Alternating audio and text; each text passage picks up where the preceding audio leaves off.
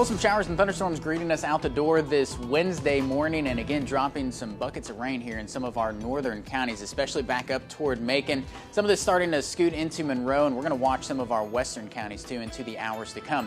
Latest look at future track, though, again moving some of these showers and thunderstorms this initial round off to the north and east, and anywhere along and just to the south of that, that's where we're going to be watching for some redevelopment by this afternoon. Latest look at future track, again spinning some of these back on through by about 1 and 2 o'clock. So just on the other side of that lunchtime hour, and then continuing to move those off toward the east as we get into our Wednesday afternoon and evening. Now, any of these that do move on through, they could be on the stronger side of the spectrum here.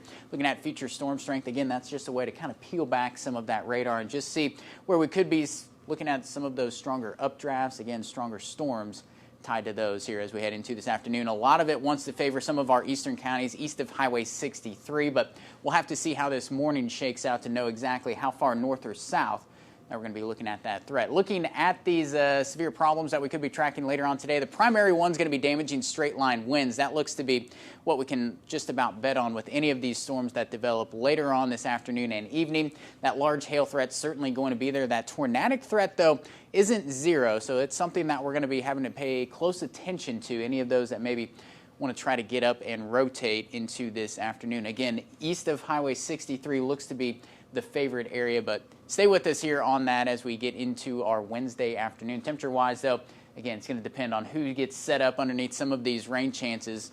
Otherwise, we're going to be getting close to 90 degrees for some of us later on today. That's nothing, though, compared to what we could be tracking later on, especially by this weekend. Friday, Saturday, into Sunday. Afternoon highs getting back into those mid to upper 90s. You factor in that humidity that's going to go alongside that. Feels like temperature is going to be easily getting back into the triple digits here in mid-Missouri.